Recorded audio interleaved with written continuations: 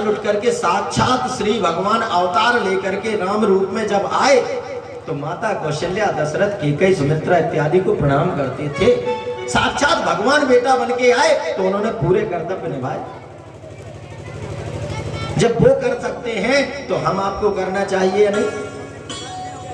और प्रणाम करने से, नमस्कार करने से घाटा नहीं होता, उससे लाभ होता है। आजकल तो पैर छूने में भी बेइज्जती महसूस होती लोगों को। घुटनों से छू लेते महाराज, ऊपर ऊपर से ऐसे ऐसे चलता ऐसे प्रोग्राम, और यहाँ सीने तक लगा लेते, सिर पे भी नहीं लगा पाते। बड़ी विचित्र स्थिति है समाज की। अभिवादनशीलस्य नित्यं वृद्धोपसेवना चत्वारि तस्य वर्धन्ते आयुर्विद्या यशोबलम्। जो प्रणाम करते हैं, प्रणाम करने से 4 चीजें बढ़ती हैं, आयु, विद्या, यश और बल। ये 4 चीजों की बढ़ोतरी होती है।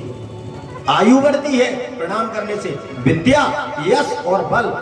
ये शास्त्र कहते हैं जब इन बच्चों को प्रणाम नहीं करना, झुकना नहीं है, कुछ नहीं है, तो इनकी आयु कहां से बढ़ेगी? ये तो अल्पायु रहेंगे। विद्या कहां से बढ़ेगी? यश कहां से बढ़ेगा? बल कहां से बढ़ेगा? और इसलिए इतने बड़े बलशाली हैं कि आजकल जो नए युवा हैं जिनकी उम्र 18 वर्ष से भी कम है,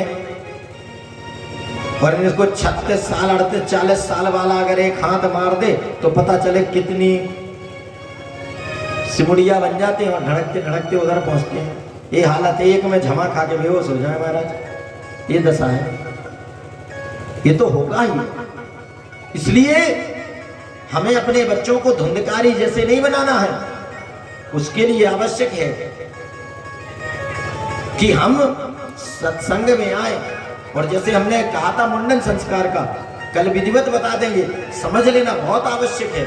जो भी अपने बच्चों को संस्कारी बनाना चाहते हैं वो अवश्य बनाएं। आपके बच्चे पढ़ेंगे, लिखेंगे, सब काम करेंगे। हमें बाबा नहीं बनाना है। बाबा का बड़ा डर लगता है महाराज, सन्यासी न बन जाए, बाबा न बन जाए। अरे बाबा नहीं बनेगा, गृहस्थी वाला बनेगा। उसकी आप खूब 1-1, 2-2, 4-4 शादी करा देना, खूब बहुएं, बेटा, बड़ा परिवार बनाना, हमें कोई दिक्कत नहीं उससे, जरूरी है। लेकिन संस्कारी बनाओ, उससे सुख मिलेंगे। आपको सुखी करेगा, आपके गांव का नाम रोशन करेगा, परिवार का, समाज का। यदि आज अच्छा काम करते हैं कोई, किसी का बेटा, तो उसके परिवार का नाम तो होता ही है, गांव का भी नाम, जिले का नाम होता है, जितना ऊंचाई पर जाता है उससे अच्छा लगता है, सबको सुख मिलता है महाराज। तो इस प्रकार से धुंधकारी तो महाराज बड़ा दुष्ट हुआ, और इतना दुष्ट हुआ कि उसने माता को पीटना शुरू किया, चोरी करने लगा, शराब पीने लगा, सारा कुछ करने लगा। अंत में परेशान होकर के एक दिन मां जाकर के अंधकुआ में, जंगल में जाकर के गिर करके मर गई। पिताजी आत्मदेव ब्राह्मण थे जो सोच रहे थे बेटा हो जाए, एक दिन कहने लगे हे भगवान, इससे अच्छा तो बेटा नहीं होता तो ठीक है। सच कह रहे थे वो महात्मा। और जाने लगे कि अब जा करके तो हम इससे अच्छा आत्मदाह करने मर जाएं। तब महाराज गोकर्ण जी ने समझाया कि पिताजी आप चिंता न करें, आप चिंतित ना हो, आपने अभी तक संसार में मन लगा के रखा है और इसलिए आपको कष्ट मिला है। क्यों? ये दुखालय है, ये संसार दुखों का घर है, इसमें सुख नहीं मिलता। जब जितने ज्यादा आप संसार से जुड़े रहोगे उतना ज्यादा कष्ट मिलेगा। ये बंधनों का कारण जो आप बंधन में अभी पड़े हुए हैं, किसमें? आप बेटे बेटी के बंधन में, परिवार के बंधन में, सब लोग बंधनों में। तो महाराज बंधनों से मुक्ति कैसे होती है? सुन लो, ताला एक होता है, चाबी एक होती है। उसी चाबी से ताला लग जाता है, उसी से खुल भी जाता है। बस अंतर इतना होता है कि चाबी को ऐसे घुमा दिया तो ताला बंद हो गया, और उसी के उलट चाबी घुमा दी तो ताला खुल गया। चाबी वही थी। जो हमारा मन है ये चाबी है बंधनों की। जब ये मन संसार की तरफ घूम जाता है तो हम बंधनों में बंधने लगते हैं।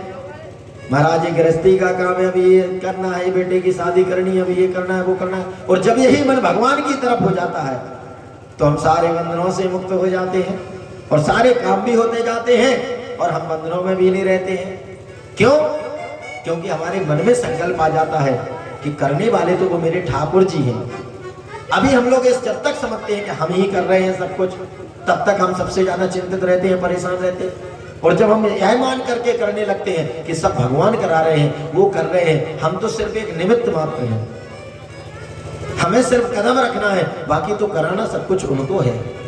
और जो इस भाव से करते हैं उनका काम देख लो आप, आगे बढ़ता है दिन दूना रात चौगुना, क्योंकि ठाकुर जी फिर स्वयं संभालते हैं उस काम को। तो इस प्रकार से महाराज समझाया। पिताजी ने कहा कि बेटा गोकर्ण, तो हमें ये सब कहां से सीखने को मिलेगा, हम कैसे समझ पाएंगे कि हम अपने मन को कैसे लगाएं और क्या करें।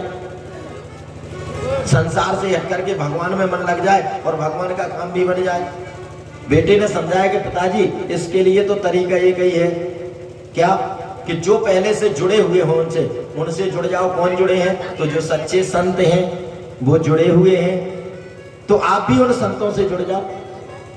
क्यों? संतों का पहले से भगवान से कनेक्शन है, इसीलिए तो वो भगवान की भक्ति करते हैं महाराज। और जब वो भक्ति करते हैं तो आप भी उन्हीं के साथ जुड़ जाओ। तो आप भक्ति करना भी नहीं जानते हैं तो भी सीख जाओगे, संतों के साथ में लग जाइए आप तो जाकर के।